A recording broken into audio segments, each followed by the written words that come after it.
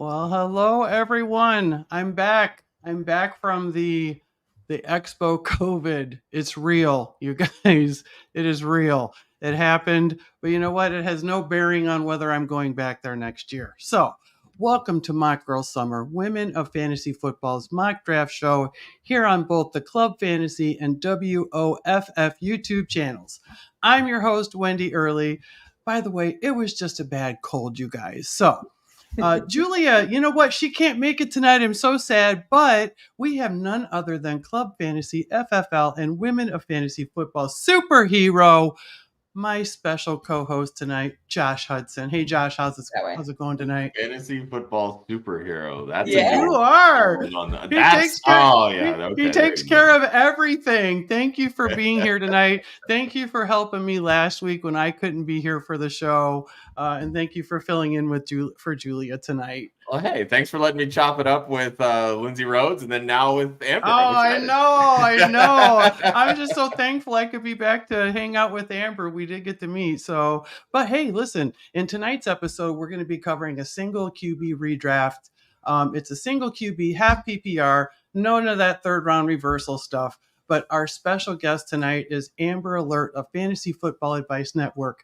Welcome, Amber. How are you doing tonight? Oh man, I'm honored to be here. I appreciate you guys asking me to come. I've been a fan for a while now of you guys, and so I'm stoked to actually be here and actually to have met you in person, even though it was very brief. I know. You were so busy, girl, but you took the time. You guys, I have to tell you this. I was so happy. I went to draft night out after the Queen's Classic draft. I was like, I got to go support my friends over there. Got to go see everybody at IBT. They're real good with us, and come to see. I'm walking up there, and Amber comes to me, and she's like, Amber, I had to come and meet you. And I was so happy that you did that. Thank you. It made me feel so good. Oh, no, absolutely. It was a pleasure for me because I'm like, man, I feel like a small fish in a big pond. And just to hear Lindsay Rhodes was on here, and I've got some great people in our current all women's league we have coming up. And I'm some people that I wanted to meet. And I'm really just stoked to be in this environment, in this space. You guys it's so welcoming. Awesome. So the expo was killer. Awesome. So. Yeah. Well, thank you for joining us. And we can't wait to talk about anything new you have going on over at Fantasy Football Advice Network and your upcoming YouTube show that you just mentioned. So before we get started, we have to talk about Women of Fantasy Football's new partnership. How about you do that for me, Josh? I will be happy to do that. Our new partnership with Trophy Smack. So you can head over to trophysmack.com/WOFF. That's WOFF. And start shopping for all of your achievement-based wants and needs. You need a draft board for your league's offline draft, championship belt to bask in your reign as league champion. How about a decorative ring or trophy so you can show your league mates who the real champion is? Trophy Smack has it all. So head over to trophysmack.com/WOFF and get your gear today. And a friendly reminder, any commissions that we earn throughout the entire month of August will be added to the Women of Fantasy Football Scholarship Fund that we've partnered with Galvanize on. It benefits Laura Oakman's Galvanize, which is an organization that offers women the tools to succeed in sports media. So if you hit the links in Facebook, YouTube, etc., all of that will take you directly over to our unique link with Trophy Smack.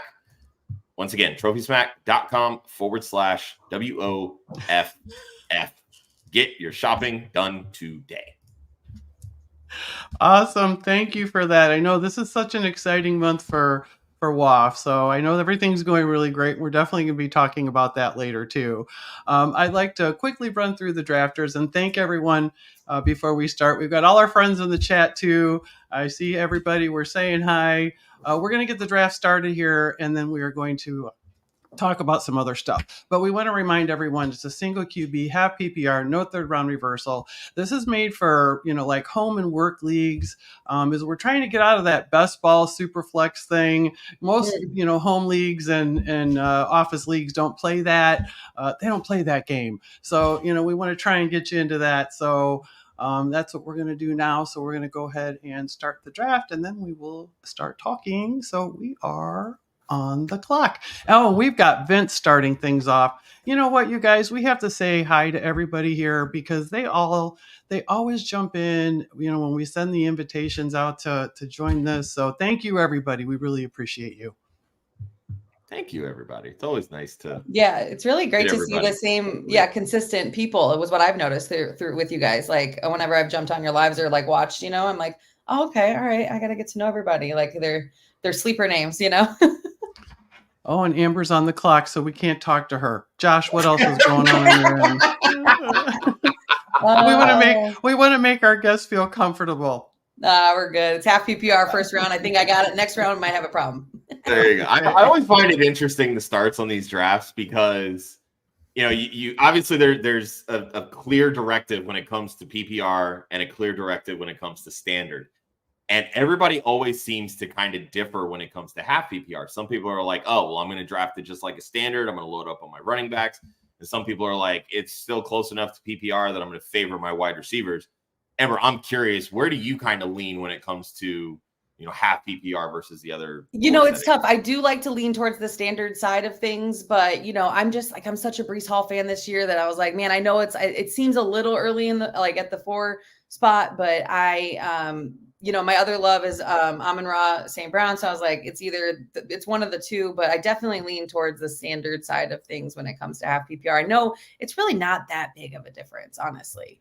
So I don't know. I'm just a big Hall fan this year. I'm big on him. I think that the targets are going to be just over the top. And considering that Rodgers had his injury, I'm like, this is where we stand at this point. Like, I think that he's going to have to run the ball a lot more than people are just anticipating. You know what I mean? You scared of the Braylon Allen hype train that seems to be going on here in preseason? I mean, at the end of the day, like, it's great to have him as a handcuff, but he's still a rookie. Like we have to remember that the rookie hype train is the rookie hype train. This is true. He's a beast, though. He is a beast. I'm not gonna lie. He's a big boy. Yeah. Seeing him truck those people in preseason games. Whew.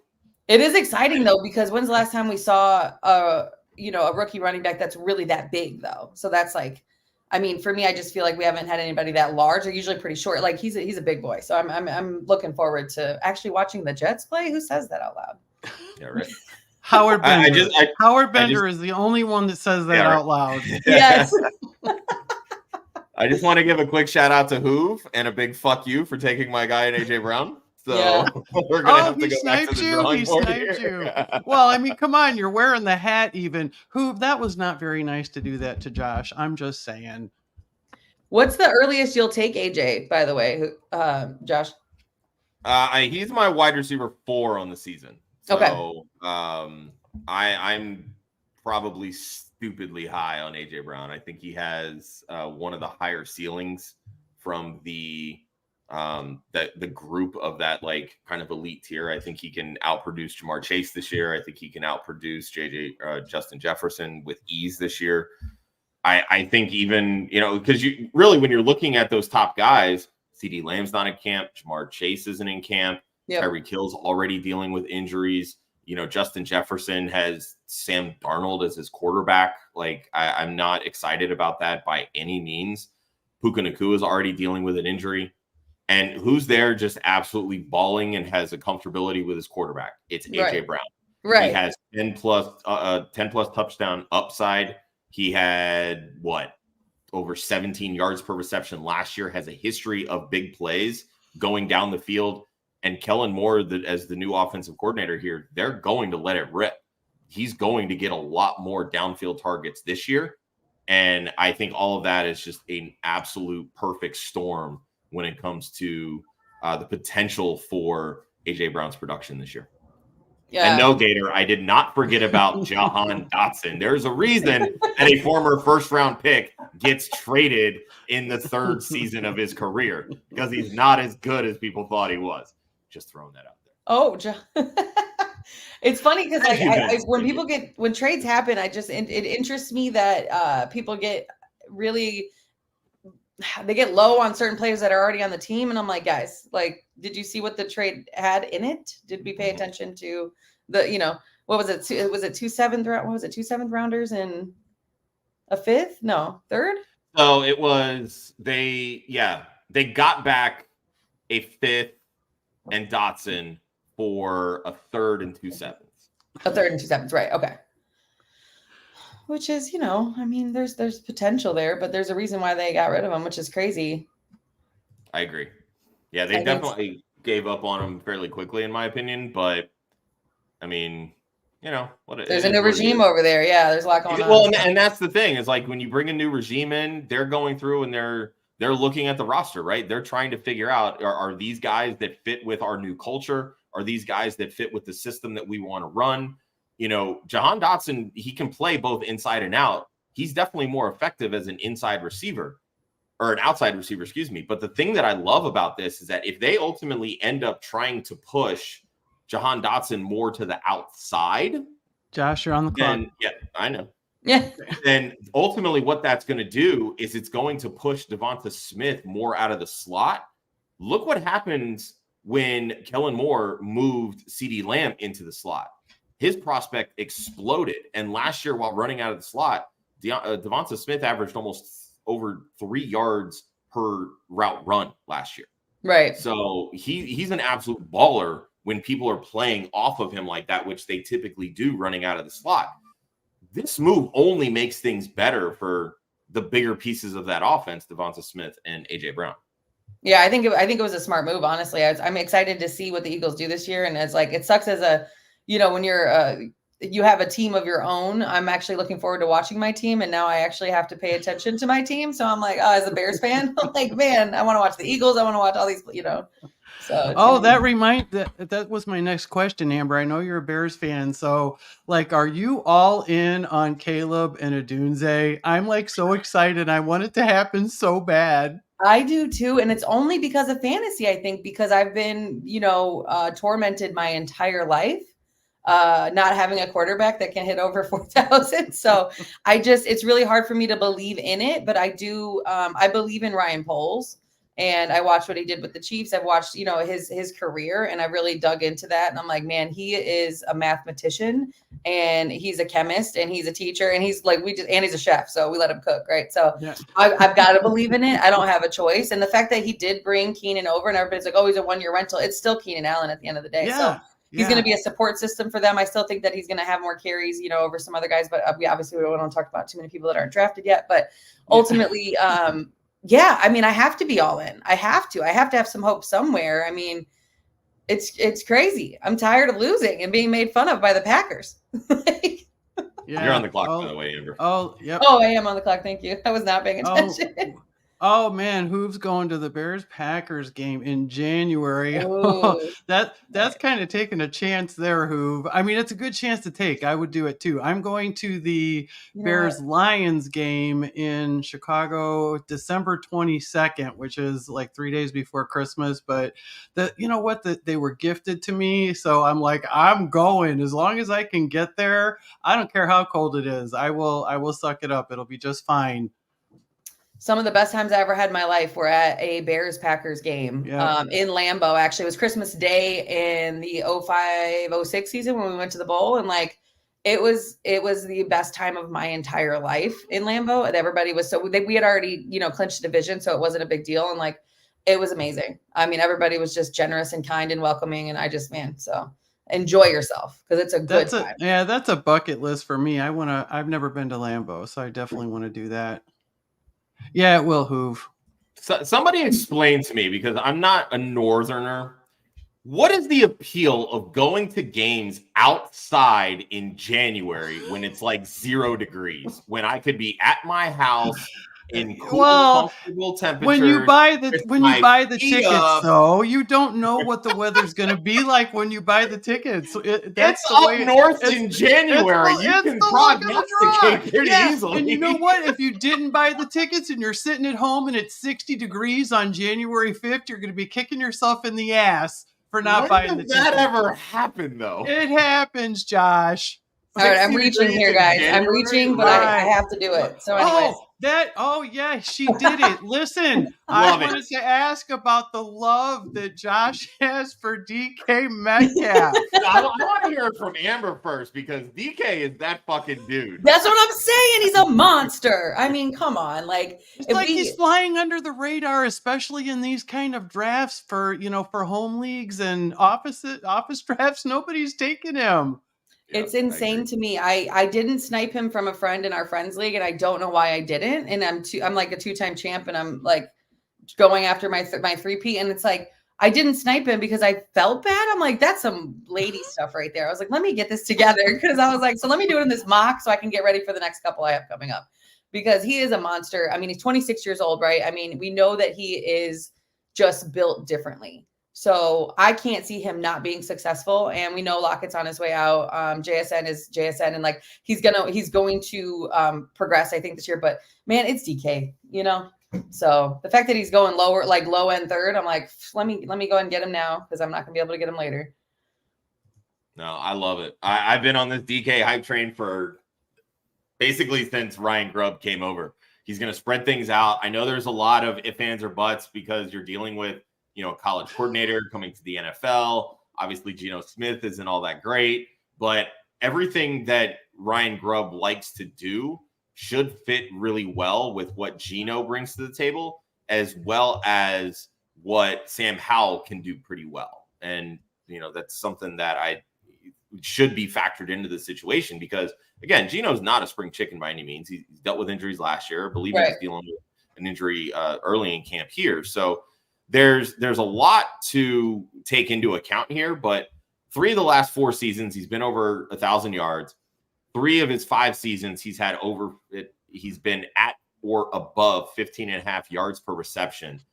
Career high in targets a couple years ago with 140. This is a system that's going to pepper their X receiver. Just look at what Ryan Grubb did when he had Rome Odunze there in Washington. Yeah. He went after him, and he did the damn thing.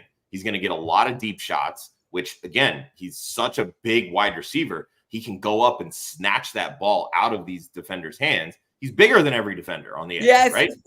So, I mean, why? Well, like, he's a fixture in the red zone. So, I'm all in. And for wide receiver 20-something prices, like, it's a steal in my opinion.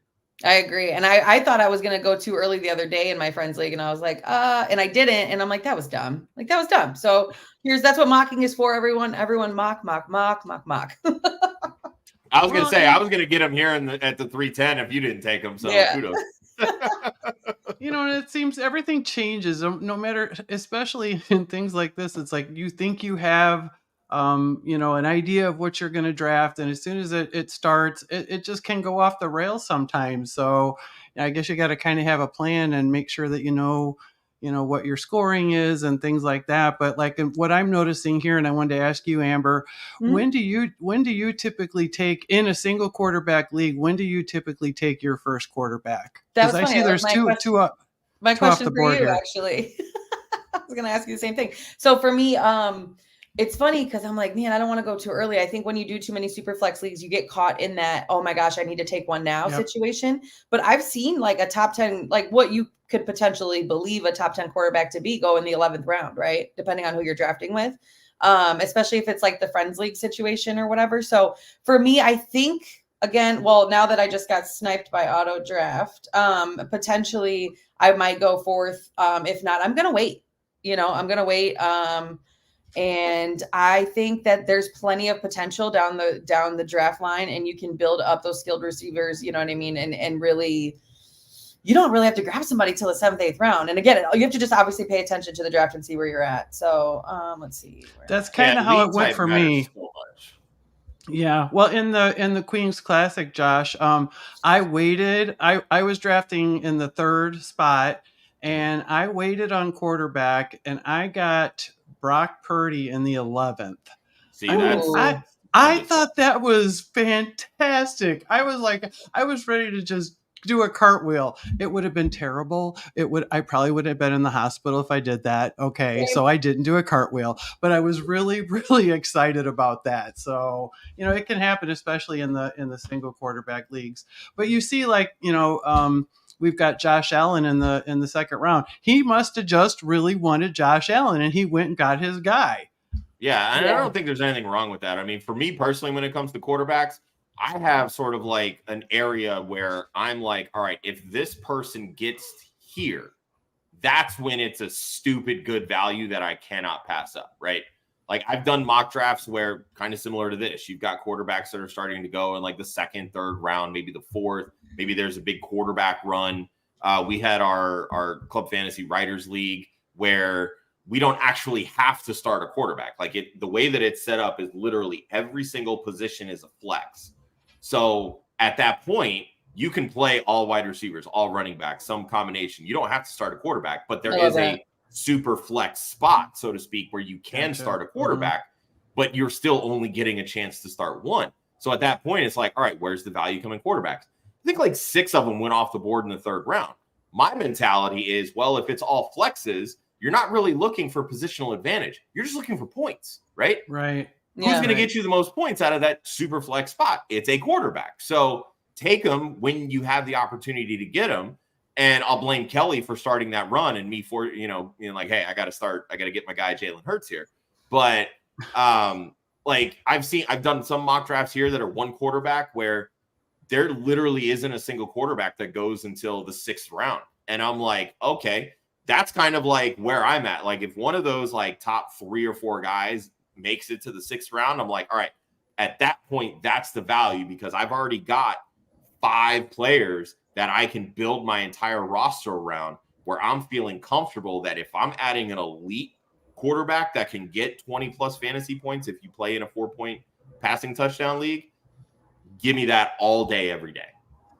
Yeah, that's the hard part, I think, too, is with QBs, like you want whoever's going to have the ball in their hand the most, right? And that's a QB. And at the end of the day, like some of them just aren't worth it. And it's like last year, I think I saw a big drastic difference from the year before. And our wide receivers, getting, obviously just getting more points than our quarterbacks. And obviously we had so many injuries the year before and then last year as well. So I'm just hoping to see a difference this year in how that looks. And also just with so many different team dynamics that we haven't, like this year was, they blew it out of the water. The NFL was like, all right, we need to get it spicy and get it back in. And every coach was like, we need to get new players, every GM. So I'm really looking forward to see what we can produce this year. And some of the backup QBs are looking great too. So if somebody falls, I think we're feeling a lot better than we were last year, Yeah, well, that's the thing. I feel like teams were just like, man, these last 2 years, we've cycled through quarterbacks like underwear. Like, what are we doing here? We got to make sure that we're like getting a good one behind because if something happens, we're fucked. Yeah. Like, I don't remember who it was that tweeted this, but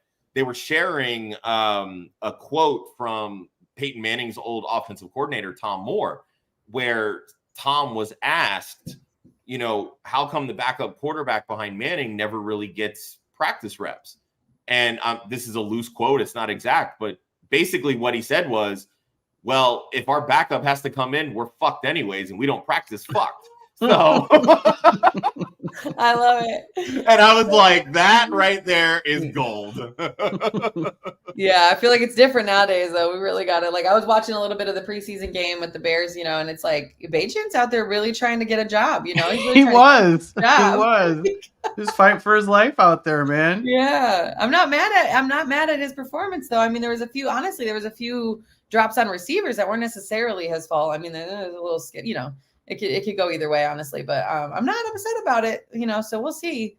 Like I said, I'm nervous though. When it comes to a QB, a rookie QB anytime though, I'm a little nervous. I'm not going to lie. Like it comes down to how many rookie QBs we got. Even Jaden Daniels, I'm huge on Jaden Daniels. I think more so than Caleb, just because I am a Bears fan and I'm a little nervous because no matter what, we're going to see mistakes. We're going to see things happen, make sure the cohesiveness is there. Who knows, So, even Richardson, right? Like we got to see 4 games from the guy, and it's like, all right. And did he just throw a pick earlier? Wasn't that a thing? Probably. That's all he does is throw picks, and throw bombs, or run touchdowns. I'm curious, Amber. What's your take on Anthony Richardson? Amber's on the clock. Like everybody is so incredibly high on Richardson because they recognize the potential for what he can do on the ground. He had 4 rushing touchdowns last year in basically 2 games played. And they're like, oh, if he figures it out from a passing perspective, this is QB1 hands down, blah, blah, blah. He hasn't even finished 2 full games. Right. As a starting quarterback. Didn't complete 60% of his passes in college. Didn't complete 60% of his passes in limited time last year. Why do we think after not even playing 4 full games last year that he can come in and suddenly figure it all out? I'm curious what your opinion on his is. I think that people are high on his feet and his legs, and I think that that's what they're hyping that up, and I think that they're they're putting all their money and eggs in one basket, right? Like they're going to the bank. They're like, I'm gonna cash this check. That's it. I don't have to worry about it. But like when we look at major injuries, like why do we believe that anybody's going to come back and be full force within the first year? Like it's not going to happen. It's never going to happen. I don't know if you guys, I got a chance to see the injury panel at the expo. I mean, it was intense and it was amazing because they broke it down in such a way. They're like, that's not going to like a lot of these injuries are the chances of them coming back or the percentages are just insane. So for me, I think they're just banking on his legs. I mean, really, at the end of the day. I get that, but even the quarterbacks that rush for exponential amounts, they end up as top 10 quarterbacks, and I get that. But so much of that component still boils down to you have to do it with your arm, right? I mean, we saw from Justin Fields how great he can be on the ground, but then he finished the season with well under 400 pass attempts and didn't reach the ceilings that we're drafting Anthony Richardson at. Why do we automatically assume that Richardson is going to come in and throw 400, 450 times when, mind you, the injury that he suffered was a shoulder injury? Right. So like that like the community on this is just baffling to me. Like as I've gone through my projections and start moving people up and down, like at one point, I think I had Richardson as like my QB 14 or 15. He slowly crept up into my top 12, but I still don't have him the, QB 5, QB 6 that some people have him. I've seen some people put him as their QB 1. And I'm just like, that's just stupid to me. Like, you're basically just donating money at that point if you're actually banking your entire season around Anthony Richardson.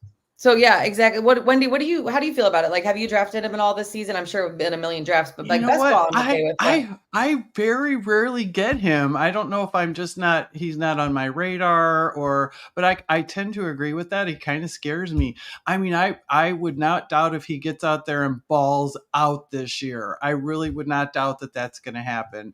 I just don't know if I'm willing to take the chance. Yeah, I think so for me, I don't think I've drafted him directly. I think that I bought a couple orphan leagues that had him in it. And like, I really need to up my ante on my quarterbacks, but yeah, it's a little scary for me. And I've always been huge on, 1 year, 2 year removed, right, from an injury. Like everybody knows this, we talk about it all the time, but I don't know if anybody really puts it into play and like they let recency bias or whatever. And again, recency bias should be injury. It shouldn't be, oh my God, he's amazing. So I don't know. It's just an interesting fact for me, but go ahead. I want to look back at Vince's team because I noticed something that he did earlier. He took Lamar, and then on that turn, he went ahead and took Andrews for that little stack there. So, and honestly, that's not a bad deal because that was a tight end 5 to get a stack like that. Is that something you would do in a single quarterback league like this? Yeah, for me, yeah. I honestly, it's funny because I was going to grab Lamar and do the Lamar Henry stack. Okay. On that next flip, because like I was like, all right, do I want to do this? And I'm like, again, it's mocking, so this is what we're doing, right? We're getting ourselves prepared. I want that Henry Lamar stack for sure. And then it happened, and I was like, wow, that was genius because I mean, to get Andrews in, and again, I'm so used to tight end premiums, obviously this whole offseason. Mm-hmm. 1, 2, 3. Yeah, to get Andrews in the 5th and Lamar in the 4th. I mean, I think that's beautiful. I think that's fantastic. I would do it. What about you, Josh? I like the start. I mean, the Lamar Andrew stack, I feel like, is that when people are doing their best ball drafts, like that is the stack that everybody is like, please God, let me get this stack because it rarely ever happens. Literally the very first best ball draft I drafted from the 101 and I was able to land that stack. Yeah. And everybody in our Discord was just like, are you freaking kidding me? How the hell did you do this? And I was just like, look, it fell to me. What do you want from me? But like, there's certain stacks, like, and even, if you want to flip that, I know it was an auto draft, but Jeff Geek Mill at the end pulling off the Kelce Mahomes stack, like, yes, like those two stacks right there. If you're going, those are okay no matter what. I was about to say those are stacks that, like, hey, by all means, do it. And especially if they fall to you like that. The first tight end off the board here was the 312. Like, wow, because that doesn't usually happen. Yeah, it's been an interesting mock, and it's like I feel like I don't know if it's like preseason coming to a close and like where we're heading with news and everything, but I really like the way this flowed. And again, I went Henry with the intentions of Jackson eventually. And again, I don't want to talk about people before they're drafted, even though it's just a mock, but still, like, it's a situation where I'm like, all right, I think I can pull that off. And then I went to go Laporta and I got sniped. So I'm like, all right, Pittman's a second, I got another wide receiver 1/2 on a, and I'm good. I'm good to go there. So let me ask you this then. If you're down on, maybe not down on Richardson, how do you feel about Pittman if, maybe Richardson isn't going to throw the ball as much as people think? Like, how do you think that's going to affect his volume, downfield shots, touchdowns, whole nine? Amber's on the clock. I don't think, I am. Oh, yeah, nice. Sorry. I don't think that, no, you're good. You. I don't think that he's quarterback proof per se, but I do think that he can make it happen, especially with somebody as malleable. I think that Richardson can be motivated by Pittman because Pittman is really good. All right, let me think. Hold on. Sorry. That's the thing. I do like Pittman too. I think the touchdowns are a little capped. The volume, I think, will still be there. He's going to have a high target share, especially when you're factoring in the injury to Josh Downs. Like, that's going to play off. Like, Anthony Richardson looked Josh Downs' way quite a bit. Like, they developed a really good rapport coming out, and him going missing is going to open up some opportunities for Pierce and Adonai Mitchell. But Pittman's still that number one guy. He's the one that signed the extension in the offseason. They believe in him. He's going to be that first read in that offense. Agreed. I just don't know that you're going to see again, the Steichen offense kind of coming over from when they brought in A.J. Brown in Philly. Like, he's not A.J. Brown, so I don't think you're going to get that same level, but he still has that ability to command a 25+% target share. And I was going to say, I still see the targets coming in. That makes me, I'm okay with it. Feels like more of a safe pick versus like, that high ceiling pick that you're looking for. Right. So, I don't know. I'm a little nervous about some of the choices, like even Cooper being on the, older side, Watson. I was going to say that's an offense that scares the hell out of me. Yeah. I'm like so out on Deshaun Watson. It is not. Yeah. I mean, take the personal side of things out of the equation, but he looked still out so washed last year. Like, that shoulder looks done for. And again, quarterbacks, they kind of need their shoulders to throw the football. So if you can't get the ball downfield, I don't really see the value in his targets. Now, when you extrapolate what Cooper did last year with Deshaun Watson, without Deshaun Watson, he was going to finish as the exact same wide receiver 16 or whatever it was that he was on pace for. He was literally on pace for 262 fantasy points in PPR. So, like, I'm not as worried about Cooper as maybe I am with some of the other position players, David Njoku mainly. But, like, them going through and trading for Jerry Jeudy, they still have Elijah Moore. Like, those are quality weapons that can play in the NFL. It looks like they want to run more 11 personnel and spread it wide open and throw the football. I'm just not 100% convinced that Deshaun Watson can do it right now. I agree. How do you feel, Wendi? Because I really like I'm just like, besides, again, off the field stuff off the table, right? And it's like, I mean, that affects you no matter what, but I just can't see it. I can't. I do feel better about Cooper than I do Njoku, though. That's all, I guess. Fair. I don't know. I think that Kelly would disagree with everybody and say that David Njoku smells good. He smells good, so she's all in on David Njoku. Has she smelled him before?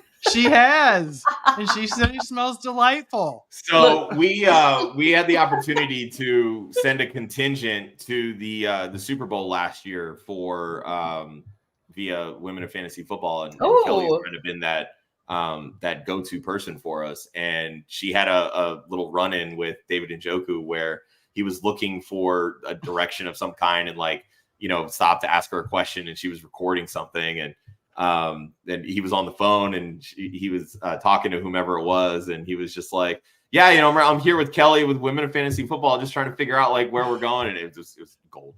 Oh, and she took him. She escorted him to wherever he was trying to go to because she knew where he was headed, and she took care of David Njoku. It was awesome. I would be all over that. I grew up in hospitality, so I would have been all over that. Excuse me, sir, what do you need? I have you. Okay, wonderful. You smell great, by the way. I swear. Okay, real quick, I do want to ask you guys, because this has been my brain's all jumbled. Let's talk Denver. So, like, between like Javonte, we've got Cortland, but we have Bo Nix now. How are we feeling about I don't know, Cortland Sutton, really. I guess I was gonna say, apparently, I feel really good about him because I took both of them. So. We have to talk about that. The whole Bo Nix thing. I mean, Oh, sorry, Amber. No, you're fine. I just realized. I mean, does that just like all of a sudden catapult the whole offense over there, or what? I mean, Bo Nix, when he was coming out, so many people were like, this guy is absolutely tailor-made for everything that Sean Payton wants to do on offense. And there were some people that were just like, yeah, but Bo Nix sucks. I'm doing something silly right now. Don't make fun of me. Okay. Oh, no, you're good. And I never really got that feeling. Like, I felt like he was a good quarterback. I didn't think he was anything special. But Sean Payton has never really sought out special. He seeks out, can you run my system? Mm-hmm. If you can run my system, we're going to put you in a position to succeed. Like, let's not forget that, yes, Drew Brees was a good college quarterback, but he wasn't a first-round pick quarterback. He was a second-round pick at quarterback. And that right there kind of goes to show you that the league wasn't very high on him either. He wasn't world-beating when he was drafted and played in San Diego with the Chargers. That's why they let him go to free agency after they spent a high draft pick to get Phillip Rivers. Well, then he goes into New Orleans. Now he's working with somebody like Sean Payton, who has an affinity for quarterbacks, has an offensive system, and said, you know what? This is the guy that I know can run my system. And then look what Drew Brees became, right?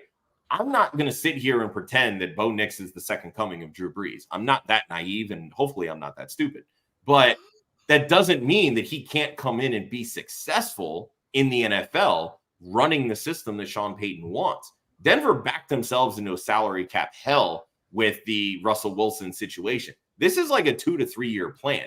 Payton is working on trying to find guys that fit what he wants to do. Bo Nix is just the start of that, right?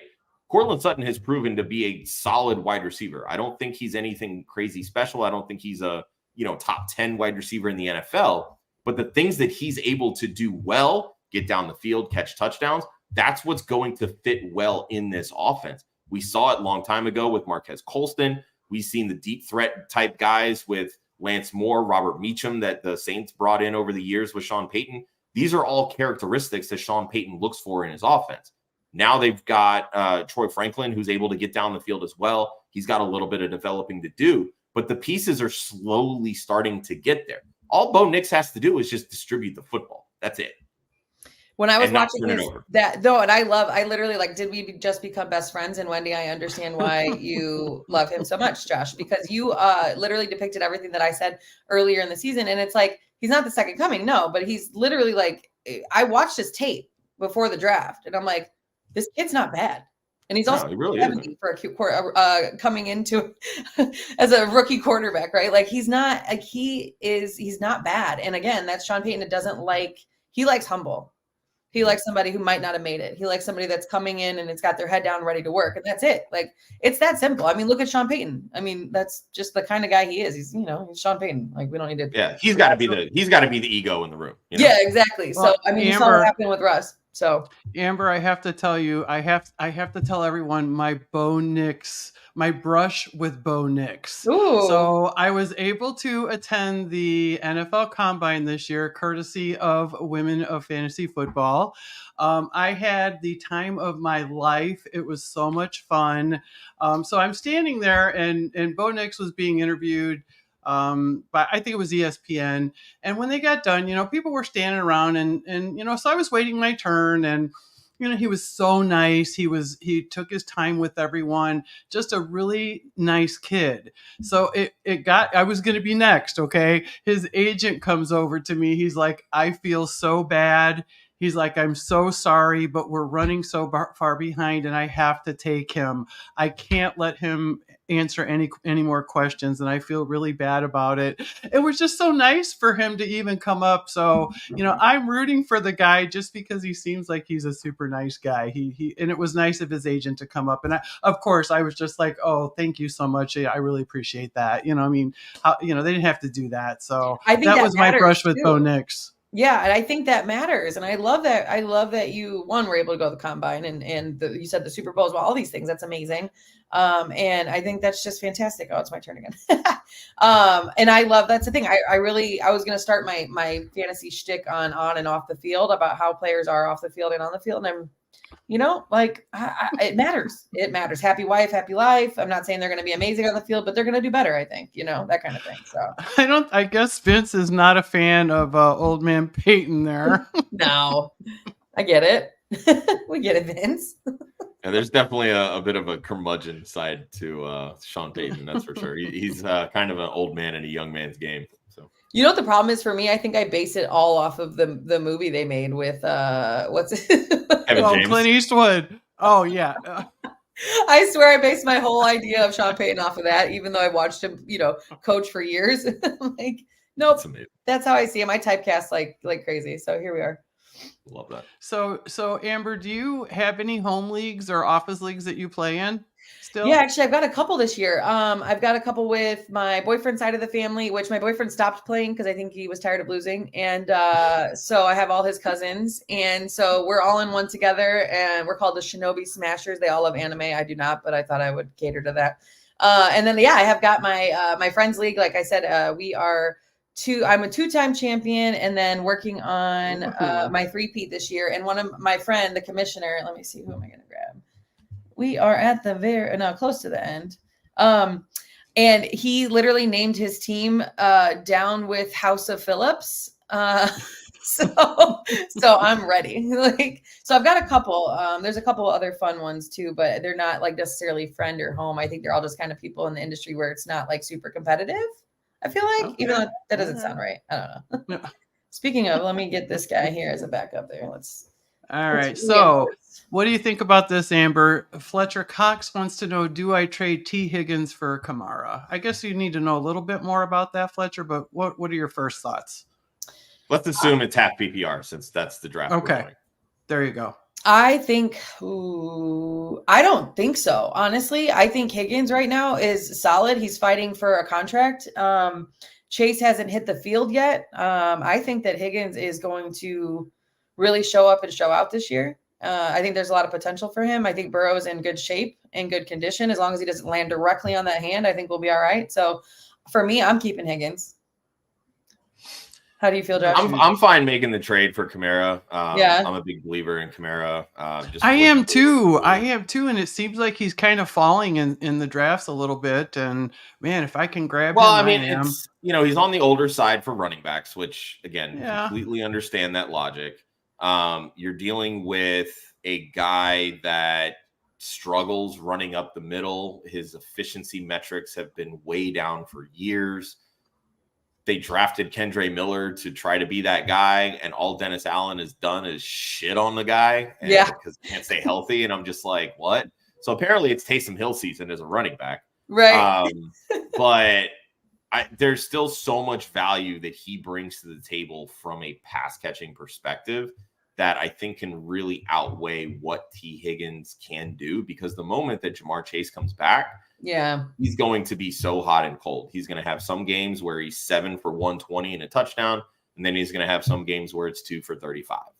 And you know what? And a consistent. You might have that with Kamara too. Yeah. So I think Kamara offers the safest floor, but it's still, to me, it really just, when I think of trades like this, especially when you're trading like, a wide receiver for a running back or vice versa, I'm looking at how my team is constructed. So because running back is always going to be so incredibly thin on a fantasy football roster that I don't always love the idea of trading a running back for a wide receiver, because I feel like it's a lot easier to find pop week wide receivers on waivers versus like the running backs that ultimately, hit the waiver wire. It's all about opportunity, and most of them suck anyway.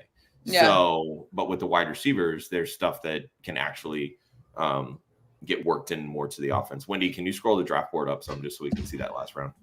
I think for me, it's the biggest issue is I've always, for some reason, I've never been a big Kamara drafter, and I don't understand why. There's not a reason. I don't have any rhyme or reason for it. It's never happened for me in the mainstay of his career. Right. And I'm like, I just out of my mind, I'm like, all right. And then I've been forced to like Higgins. I think there's been a few people trying to trade me Higgins, even though I know statistically it's not the answer. So yeah, I mean, I like your argument and your point. That makes a lot of sense. I mean, again, it's on a consistency level. If you're looking for somebody solid and consistent, then we want to go in the direction who's going to continue, somebody who's going to continue to get the ball versus somebody who's intermediate, briefly getting the ball throughout the game, right? So yeah, I agree. Yeah. So I think that Fletcher also wants to know Josh Jacobs or Kamara, but he also says he already has two. He has Breece Hall and Ramondre, so he would have to start Kamara at flex if he does the trade. So does that make sense? Yeah. How do you feel about that? For the Josh Jacobs or Kamara with that? Yeah. It's the same, yeah. I feel like it's the same. I would take Josh Jacobs all day over this. Yeah, especially with Marshawn already having hammy issues. I do love Marshawn, and I'm not saying that he's going to come in and take the job, but like Josh Jacobs is ready to play, I think, this year. I think, honestly, I'm not going to say he purposely did bad last year, but I'm going to say that all of the contract disputes and how he felt have something to do with it. I don't care what anybody You're says. not going to say it, but you're kind of saying it. I am. I know. I mean, really, Josh Jacobs is only on a 1-year deal. Like, it's the way that contract is structured. It's basically a 1-year deal for $14 million. So I don't know how you pay a guy $14 million and be like, you know what? We're just not going to give you the football very much. Like, that doesn't make much sense, in my opinion. I'm trying to see what dart throw I'm going for. All right, we're going to throw in a tight end there at the end. So, Amber, I have a question too on drafts like this, on your home leagues. Would you feel comfortable like just taking one quarterback and then streaming for the bye week that you're going to need that second quarterback? I feel like in 16 or 15 rounds, like if we were to go a little bit deeper, I would have already taken another QB. I'm okay with one to start. I feel like friends leagues and home leagues, office leagues, things like that, like there's going to be somebody on the waivers for you. I think for me, I definitely probably would have taken somebody else if I was actually paying attention. I think I just realized I only had one quarterback. Okay. But ultimately, like, I think that waivers and trades are a lot easier in those dynamics, especially if you know what you're doing, or if you're listening to Women of Fantasy Football, or if you're on the Fantasy Sports Advice Network, like you know that it's going to be easier for you to make trades versus other people who are like, it's my first time, or it's only my second year and I only do this for a little bit, Yeah, and speaking of, can you tell us about what you have going on over there at Fantasy Football Advice Network and what you have upcoming with your YouTube show? Yeah, please. Yeah, so we Queen's Ransom League is it's funny because I didn't know about Queen's Classic when my buddy helped me start it, or he started it, and then we worked on it together. But Queen's Ransom League is an all-female league with it's got some analysts in it, and it has some newbies who have never played, and it's got people that are tired of playing just in their husband's league. So we brought everybody together and we said, let's do this league. And so we are on our 3rd year. And this year we've got Gina Noble in there. We've got Britt Flynn. Yeah, we've got Britt Flynn. We've got stepmom Lauren. We have a little bit of everybody. So I'm very rock excited. Stars there. That's awesome. I know. I'm super stoked. So my sister-in-law's in it as well. And then this other fan, Vanessa, she jumped in and she's actually having her baby on Friday. So congratulations, Vanessa. I think she's watching, so she's coming in too. So we'll see how that goes. But yeah, we're going to try to bring more women into, fantasy sports and try to do it gently, right? It's a very simple 1 QB league, like 2 running back, 2 wide receiver, keep it super simple. And then, kind of teach along the way and see if we can, do some content. We're more on the Instagram side of the world, but hopefully we can integrate. How awesome is that? So when is that going to be on? So next Wednesday we'll be on the Fantasy Sports Advice Network on YouTube. It'll be on at 7:30 Eastern. Yes. Sorry. No. Hold on. Okay. Nice. Let me get that right. 8:30 Eastern. I'm sorry. Get it right. Get it right.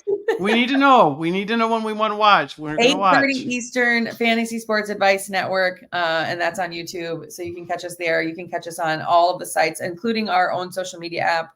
If you guys want to jump on there and check it out, it's for content creators, it's for analysts, and it's for fans. So it's all fantasy sports all in one place. So you guys can jump on there and thank you for that. Talk sports only all the time. You don't have to worry about anything else. So awesome. I love that.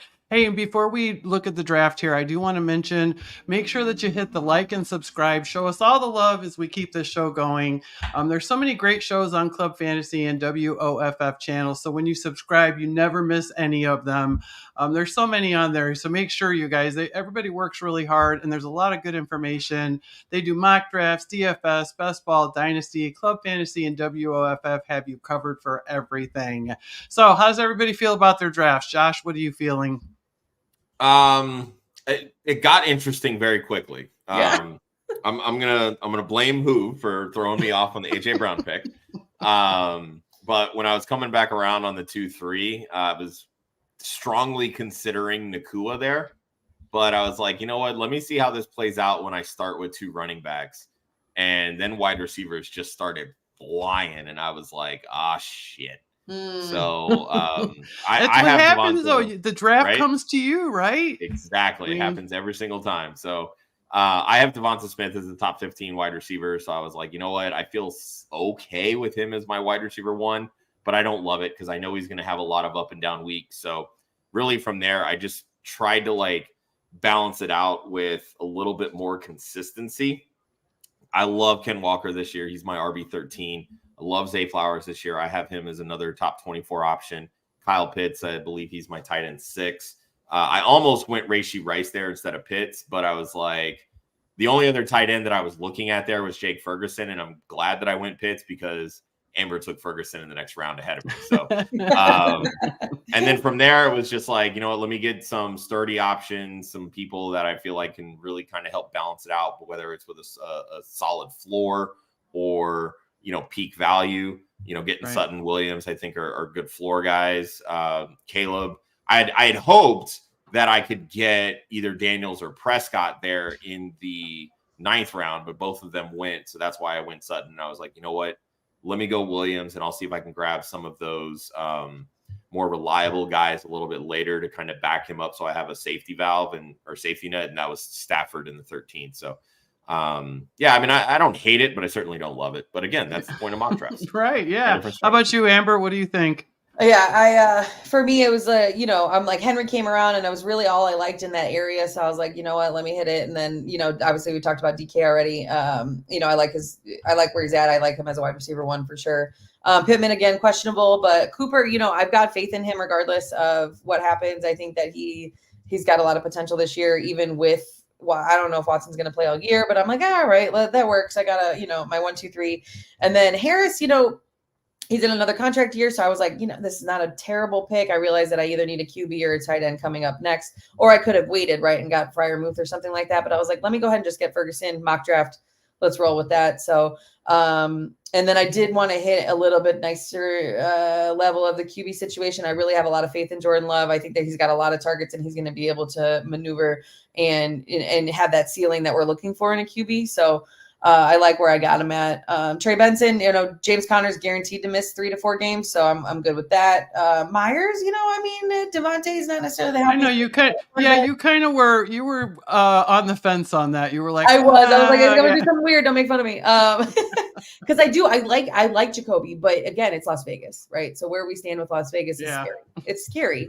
I don't want to draft any Raider, but here we are. Like I'm like, well, this is what fell to me. This is what we're gonna do. Brock Bowers is hurt too now, and a lot of times when you're dealing with tight ends and they miss any level of time, like that really stunts their development because they're learning not 1 but 2 positions, right? They're learning the receiving side of things as well as the blocking side of things. So it's going to be interesting to see how Bowers' development is curbed by that, which ultimately should favor Myers. My biggest issue is with Gardner Minshew at quarterback. That dude throws so many hospital balls, and Myers already has a history of concussions. It scares the living shit out of me, honestly. Yeah. That's why I said, I was like, I don't love this, but we're going there anyway. For some reason, Jameson Williams to me, I mean, in the 10th round, like it is. Yeah, exactly. And that's the thing, that's where we're at. And then I was like, all right, Daub's like, it's hard to determine where we're at with the wide receiver core. We have a couple different teams this year where we're like the core, the wide receiver core, we're like, we don't know what, who, where, when, why. So Dobbs, I was like, you know what? I have Love. Screw it. Let's try to get a little mini stack here of whatever. Ty Chandler, I'm a big fan because we know Aaron Jones is, his knees hurt, right? We'll just put it that way. And so I'm feeling pretty good about him. Braylon, obviously, I want to back up Breece Hall. Luke McCaffrey, obviously with the Dotson move, and Sanders, I'm like throwing a dart at Carolina's tight end. You know, I did it with Chiggy. Let's do it with Sanders last year. There you go. There you go. How about you, Wendi? Well, I'm looking here. I honestly, and I hate to say this because I say it every time. This guy drafts so good. Vince, man, oh man, look at all of he is loaded up with wide receivers over there. And I know it's half point PPR. I mean, in a full point PPR, that'd be crazy good. But still, even in half point. So I'm gonna go with Vince there. I think he killed it. Yeah, got both Tennessee weapons there, and Ridley and Diop. Yep. And Spears. Well, he went all three of them back to back to back. He doesn't mess around, and it always falls to him. I don't understand. He's a closet Will Levis fan now. Well, who's your favorite team then? Because I'm wondering. Oh, my favorite team. Let's see. I love your start with Hall, Henry. I like the 3 wide receivers. Probably a little biased from the Metcalf pick. I like what Angie did at 3 with Hill and HN and Jacobs. I mean, she got Deontay Johnson. She wins the draft, in my opinion. So there you go. My girl, she took most people know my love for Deontay. So I was really hoping I could get him back at the 7-10 where I took Allen, because that seems to be that range where Deontay goes. It's kind of like 7, 8, 9.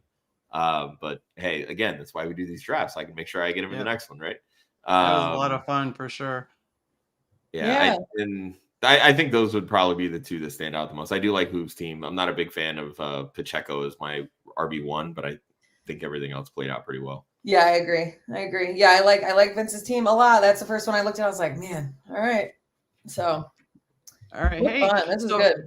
Yeah, Amber, why don't you remind everybody? We're gonna stay on here for a little bit, but I want to before we forget, can you remind everyone where they can find you and what you have going on these days? Absolutely. So Twitter, Instagram, Fantasy Football Advice Network. You can find us there, and Facebook as well, actually. But we have an app for you that you can download, join links, do all sorts of fun stuff. And then also Queen's Ransom League will be starting up next week, 8:30 p.m. Eastern on Wednesday. We're going to be doing our draft order pick in a very fun way. You don't want to miss it. And that's awesome. Through the Fantasy Football Advice Network. So it's going to be a good time.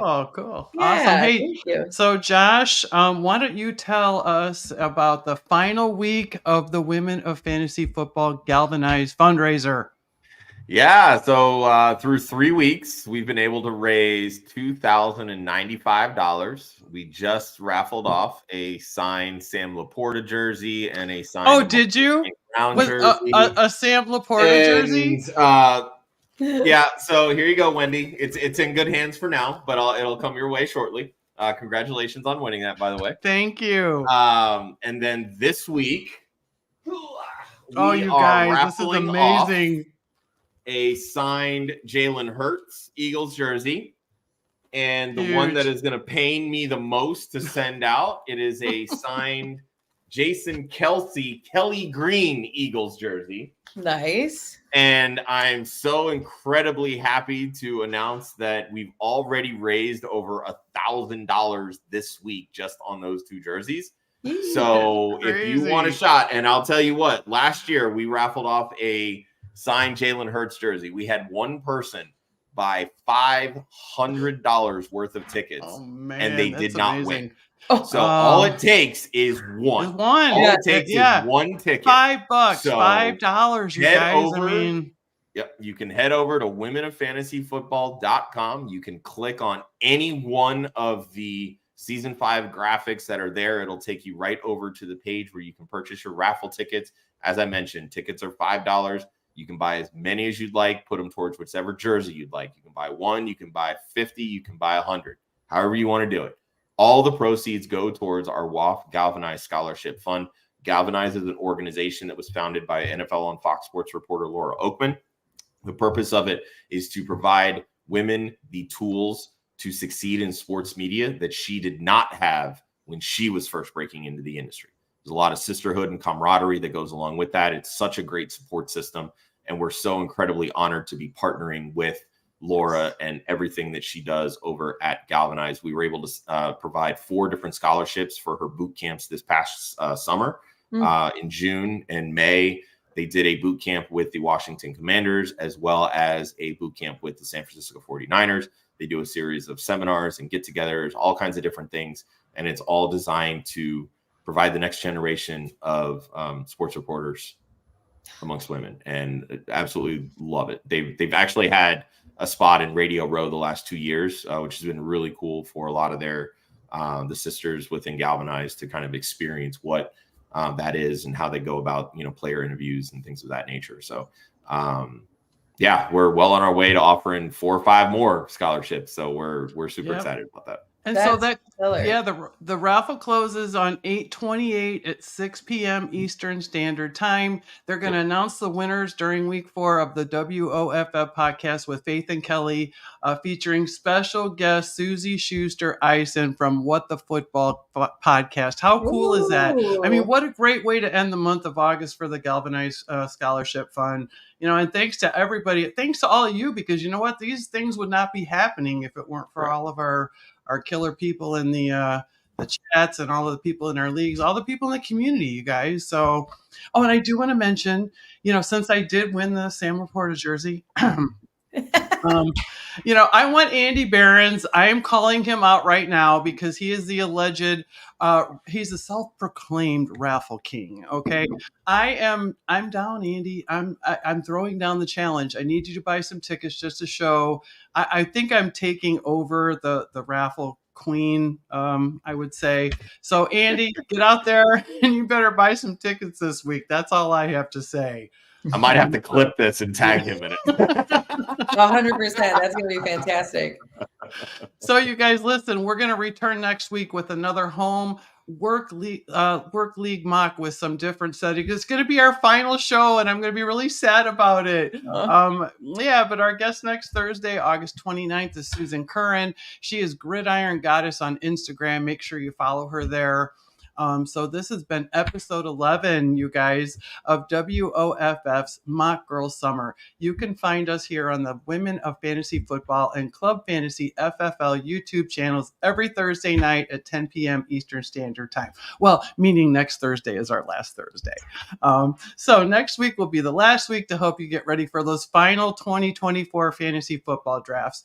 Thank you again, Josh, for helping me out tonight. And thank you, Amber, so much for joining us. Oh, thank you for having me. I really, it's just kind of an honor for me. It's like more than kind of. So thank you. It's great having you. Good night. Yep. Good night, everyone. And the video, where is it? There.